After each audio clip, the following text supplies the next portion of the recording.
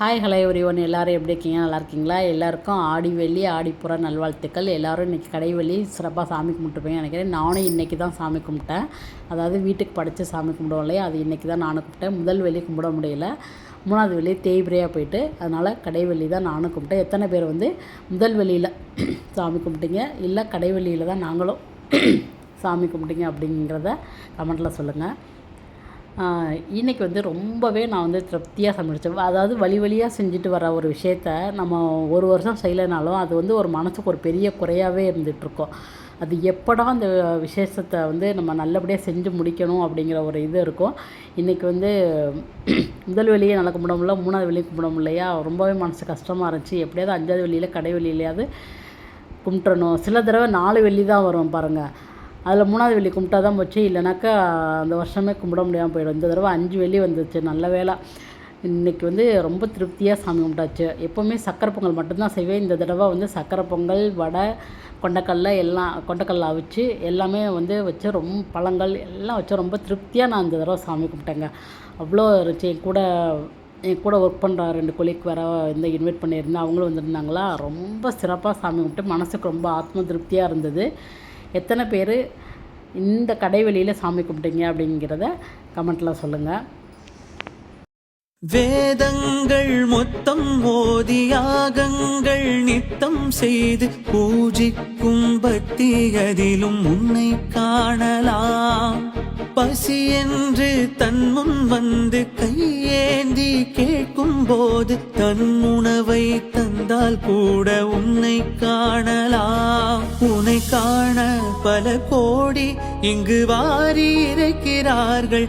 எளிதாக உன்னை சேர இங்கு யாரு நினைக்கிறார்கள்? அலங்காரம் அதில் இல்லை, அகங்காரம் மனதில் இல்லை. துளி கள்ளம் கவடம் கலந்திடாத அன்பில் இருக்கிறாய். உணர்ந்தேன் உனையே உனையே, மறந்தேன் எனையே எனையே.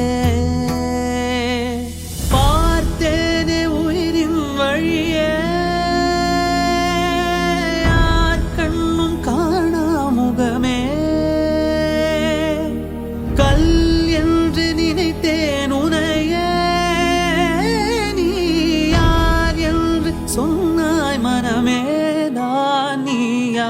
எதில் நீ இருந்தாய், எங்கோ மறைந்தாய். உன்னை தேடி அலைந்தேன், எனக்குள்ளே தெரிந்தாய். இது போதும் எனக்கு, வேறு வரங்கள் 100 வேண்டுமா? இறைவா இதுதான் நிறைவா. உணர்ந்தேன் உனையே உனையே, மறந்தேன் எனையே எனையே.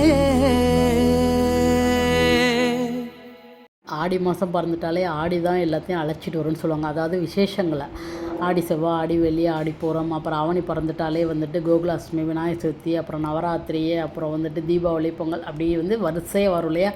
ஆடி மாதம் பிறந்தாலே அதுலேருந்து விசேஷங்களாக ஆரம்பிச்சிடும். ஸோ ஆடி எல்லாத்தையும் அழைச்சிட்டு வரும்னு சொல்லுவாங்க அப்படின்னு நான் கேள்விப்பட்டிருக்கேன்.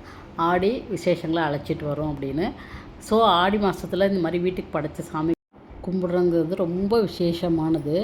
ஸோ நம்ம நிறைய அது இதுன்னு வாங்கி வச்சு தான் சாமி கும்பிடணும் இல்லை. நம்ம ரொம்ப சிம்பிளாக நம்மளுக்கு முடிஞ்ச நைவேத்தியங்களை வச்சு சாமி கும்பிட்டாலே ரொம்ப நல்லது, ரொம்ப விசேஷம்தான். சில பேர் அன்னதானம் கூட பண்ணுவாங்க. சில பேர் அன்றைக்கி ஒரு மஞ்சள் கயிறு, குங்குமம் கூட ஒரு 4 சுமங்கலிகளுக்கு வாங்கி கொடுத்தா கூட அதுவே ரொம்ப விசேஷம்தான். ஸோ உங்களால் முடிஞ்சதை பண்ணுங்கள், ஓகேவா?